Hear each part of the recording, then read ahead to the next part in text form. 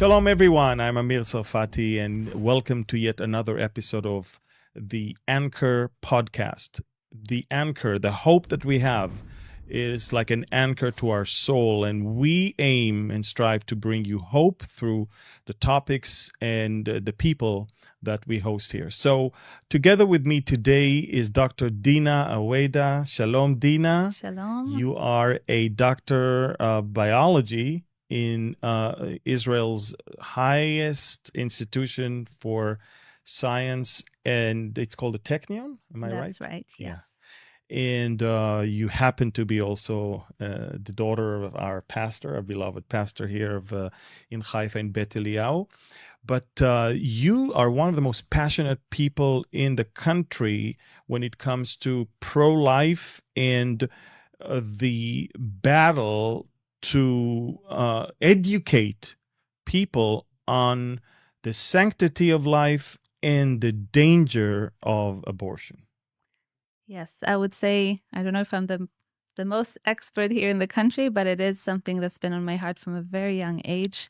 And I'm sure you have some story here. I do. So tell us about that story. Yes, so I was born in Norway in 1991. So your mom is Norwegian. My mom is Norwegian. My father dad Israeli. Israeli. They were both students in Oslo. They had just gotten married not long before they discovered that they were pregnant. So an unplanned pregnancy. They went to the clinic to check this, and they realized my mother was pregnant. And the first thing the nurse handed to my parents was paperwork for abortion. Whoa. They didn't ask for an abortion. They didn't mention an abortion, but that's the first thing they received. So it was an automatic response of a nurse to a situation where pregnancy was unexpected. Right. And they were students. They had no money. It was obviously not the perfect timing. They didn't have the resources. So she assumed that that's the natural reaction to the news of being pregnant. Let me guess, they said no. I mean, you're sitting right here. Huh? I'm sitting here, thankful for my parents. Yes. They said no. I think my father said, "Excuse me, but we don't kill our own children. That's not how we do it." And they left. But yes, this is the story I grew up with about my life, how my life started. And so they told you about it. They told me, and that sort of what stayed and was engraved in you, the fact that so easily people were ready to give up on you. On me, yes. So sometimes to think about it, this nurse, what she actually was saying is, you, Dina, she didn't know me, but it was me in my mother's womb, don't deserve to live. Yeah. I mean, for what reason? Yeah. I mean, I wonder if if she could have felt the same way telling friends of hers about an animal that they own. I mean, I think that in our age and era, people find it tougher to put to sleep an animal than to abort a baby. Yes. I think the value of life has decreased so much that unborn babies are, in the eyes of many today in our culture, are really worth nothing. They are clusters of cells. It's a clump of cells. It's not a living thing, even though science tells us otherwise. Unbelievable. Yes. And you're a scientist. It's not like you're an uneducated, some hillbilly that all you know is that you don't kill babies. You know exactly what it means from the time of conception that there is life. Yes. So it's I think science has been very clear about this all years, that life begins at conception. I mean, we have a cell. It's so interesting because, each cell in our body has a different function. Their morphology is different. They're meant to do something. Like I research muscles. The muscle cells are created to contract. That's how they're built. We have heart muscles. We have skin muscles. We have intestine cells. They they do different things and they have a purpose in a way. At time of conception, we have a very special cell that has one purpose, you could say, which is to develop into a human being. It's the only cell that has this capability of dividing into all cells of our body. And creating life, basically. And creating life. And that's amazing in itself. Yep, it is.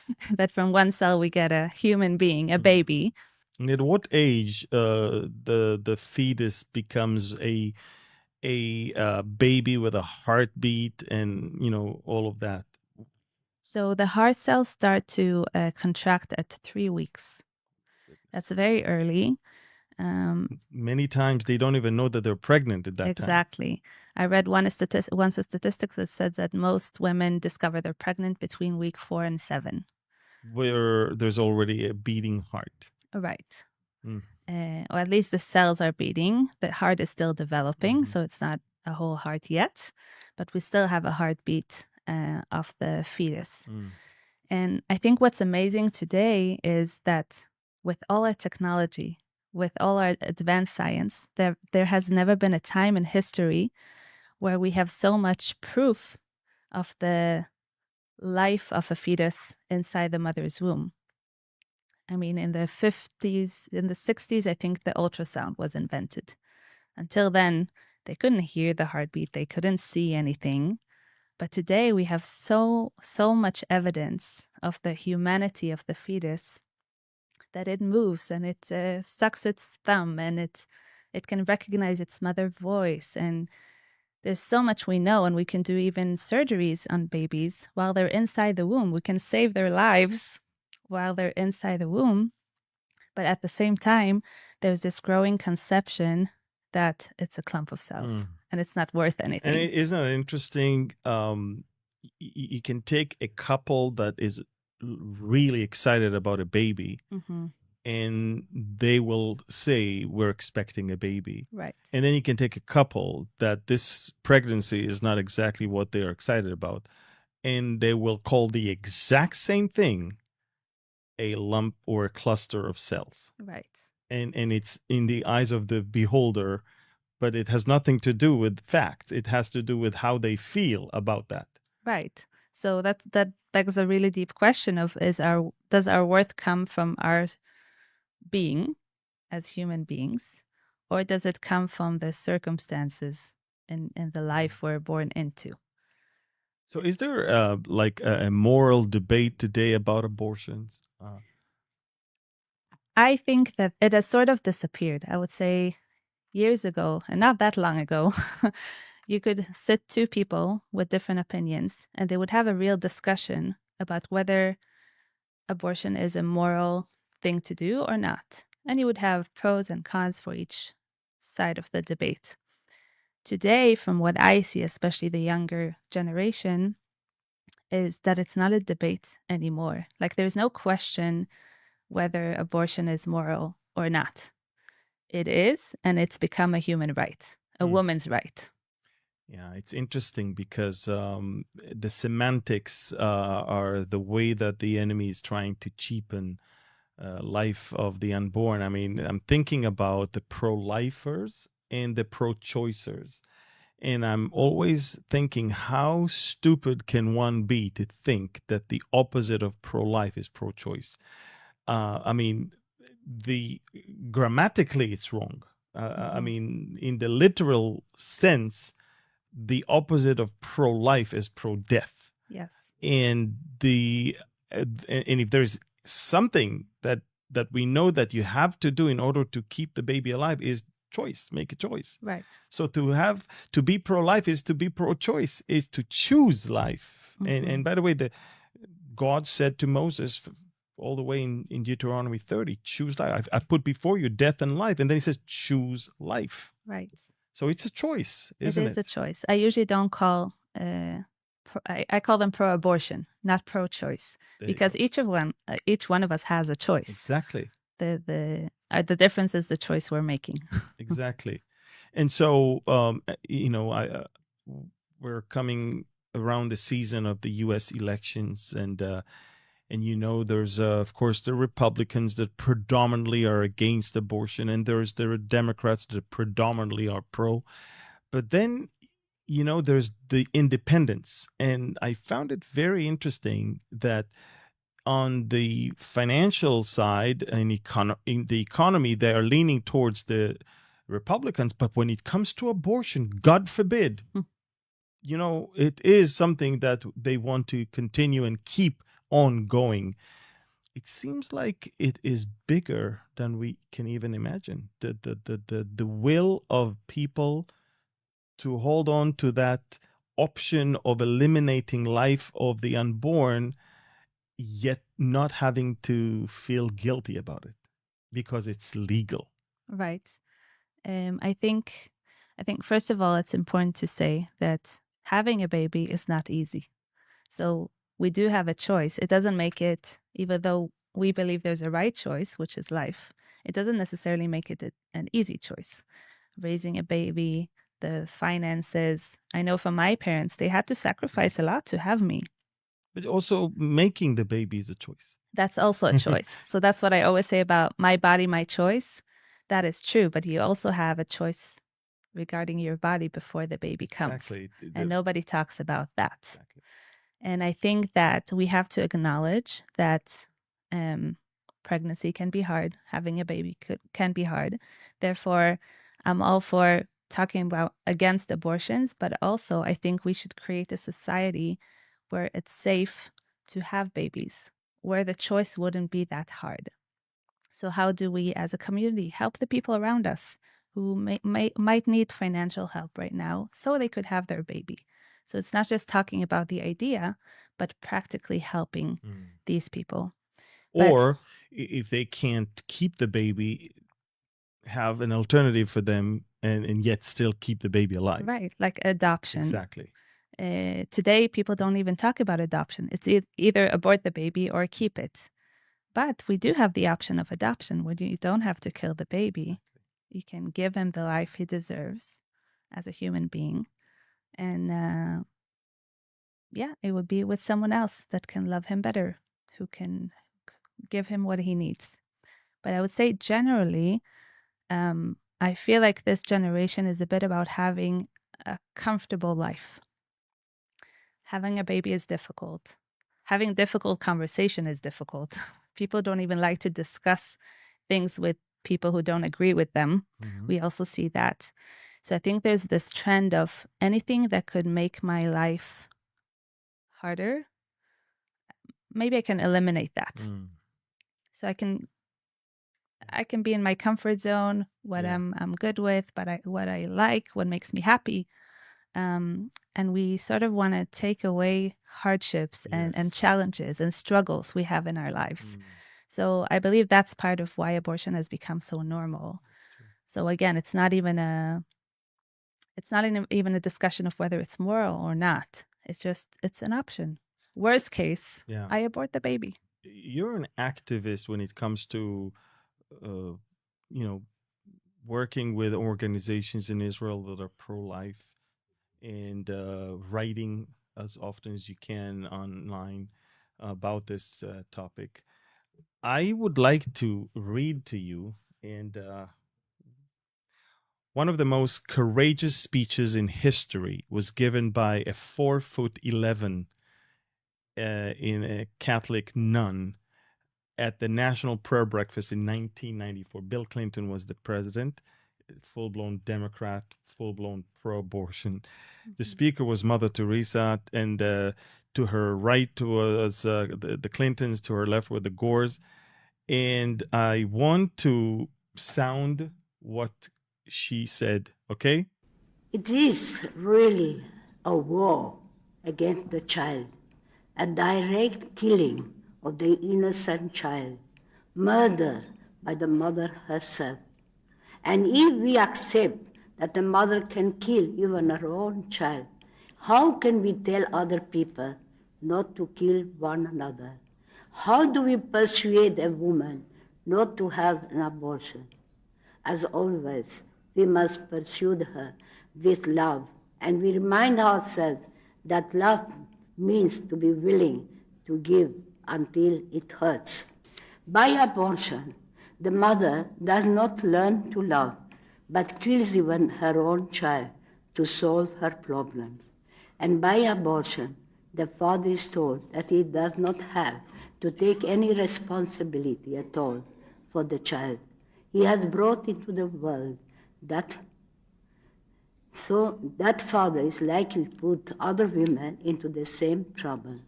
So abortion just leads to more abortion. Any country that accepts abortion is not teaching its people to love one another, but to use any violence to get what they want. This is why the greatest destroyer of love and peace is abortion. So, as Mother Teresa said in 1994, we need to help the mother reach that decision. Yes. And find out that love sometimes hurts, but it is by far the most important thing. Yes, definitely. And I think that's what's missing from some believers who talk about abortion, because they only talk about the act and that it's evil, that it's wrong. But then we're not, as believers, I think we're not here just to talk. Let's help, let's support the people around us. And I think that's a very important role of the community, of the churches, that we can also be a light in this darkness and not just speak against it. Yeah, I totally agree with you. I think that this is one of those topics. They're very close to my heart personally, because even us about 12 years ago, we expected our fourth child, and doctors, even in our case, the doctors found something wrong with some of the amino protein, whatever it is. I don't even know what it was. So from the moment we decided to keep the baby, we received a hostile treatment. And then eventually, when our fourth was born, the same doctor that wanted us to get rid of it is the one who delivered the baby and saw that he was perfectly healthy. And I don't think there was any remorse. I don't think there was any problem. All right, so this guy is okay, but maybe it could have been something. I mean, it's unbelievable how easy it is today to just decide to stop the life of a human. Yes, and it seems like we only want perfect babies to be born. That's true. If they have some disability. I know in Israel, from stories I've heard from people, that if the child has any disability, they expect you. They would very quickly suggest to abort them. And it could be them being deaf or blind or an albino kid, I heard a mother once said, and they can live perfectly fine in this world. So what is love? Is it accepting people as they are and helping them with their difficulties that they may have? Sometimes the doctors are also wrong, like in your case. Yes. It's all chances and percentages of things they predict. So is killing them more loving than being there for them in their struggles that they might have? You allured earlier when we talked before the podcast, you said that it is much deeper than just abortion. You said abortion is just one facade of a greater revolution that this world has gone through or is still going through. What is it? Yes, I think in the 60s, we had the sexual revolution that took place, or sexual liberation, some people called it. And it was actually challenging the whole view of the traditional marriage, sexuality, gender, homosexuality. And after that, we can see with time, what happened is that many things that were considered immoral not only became moral, but we see them as good now. Preferred even some preferred cases. In some cases. So it has normalized abortions and pornography and homosexuality, the pill, and all kinds of things that started with the sexual revolution that was meant to give more freedom to people. But it was more freedom for what? To just have fun. Exactly. It was To not do what you freedom want. to be hardworking people, freedom to be more loving or more caring. It's literally, I mean, those are the days of drugs, sex, and rock and roll. Exactly. I mean, it was that they wanted to do without consequences. Right. And that's exactly what abortion is, right? You don't deal with the consequences of what happened and the baby that was created. So I think I think abortion is a byproduct of something much deeper in our society, which is how we view relationships and marriage. It is amazing. I'm always thinking about how much money and effort governments take to protect life. I mean, literally, we build militaries to supposedly protect life. We build educational systems, health systems. We do everything we can to prolong our life, to protect our life, and yet we are so easily killing the life or the unborn without even giving them a chance to live their life.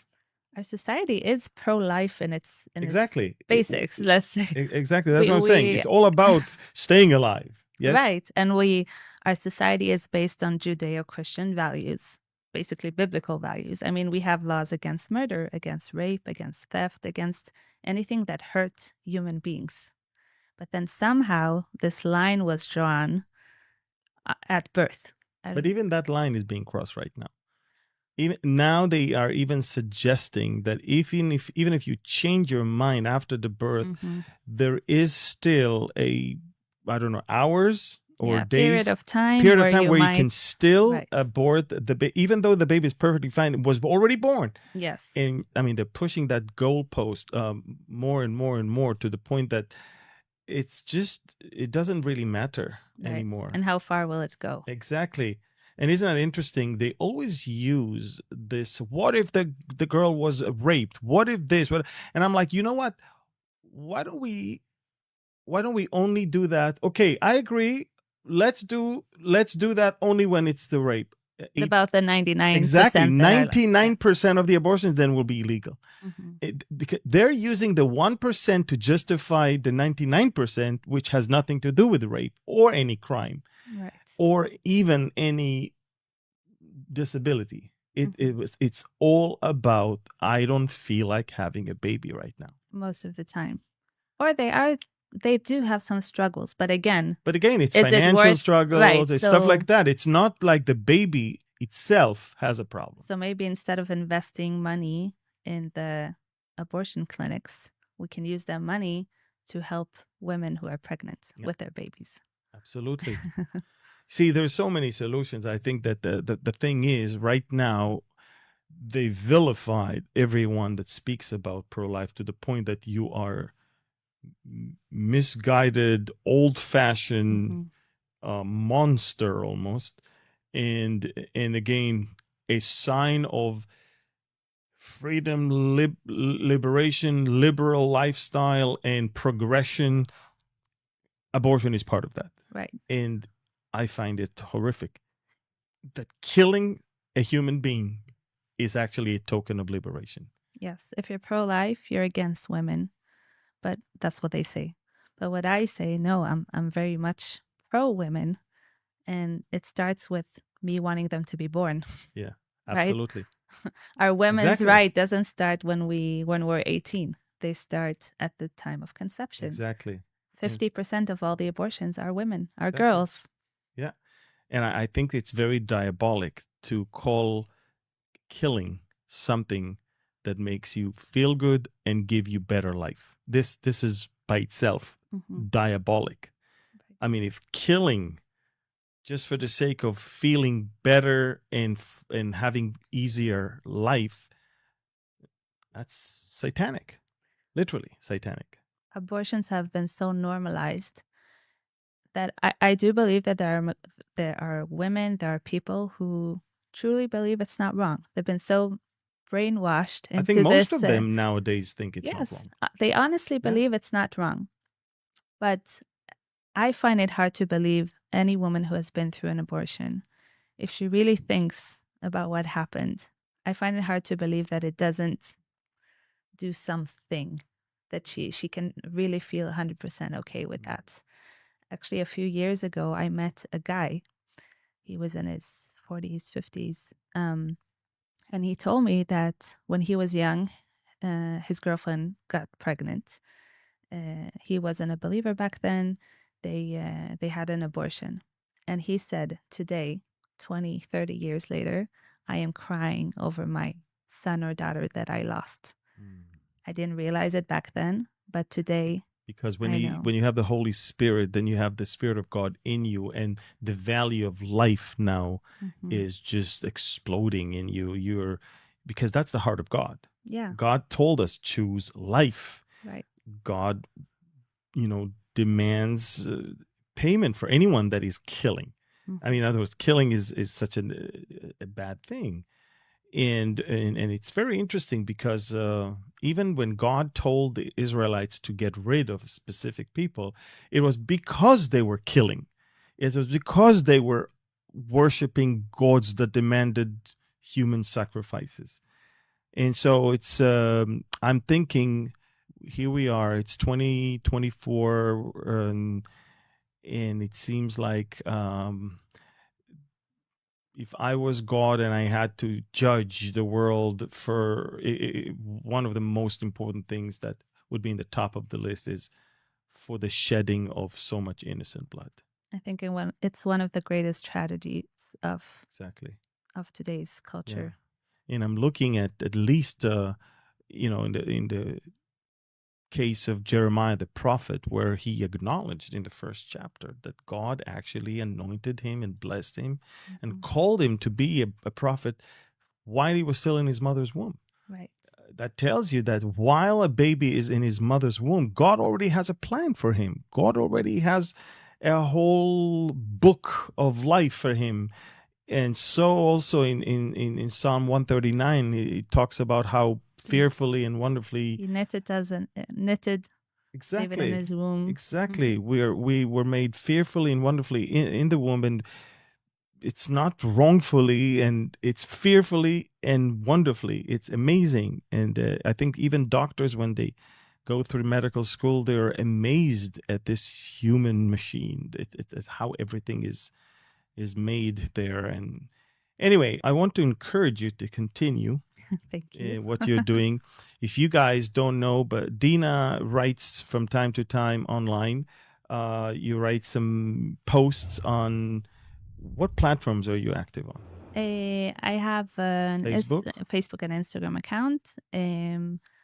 I also write on faith, we'll see, but I also have some pro-life posts here. So we're gonna give you Dina's details on her Facebook page and on her Instagram, and we encourage you to follow her, but not just to follow her, but also to share the content that she is writing on. You write in English mostly, no? Yeah.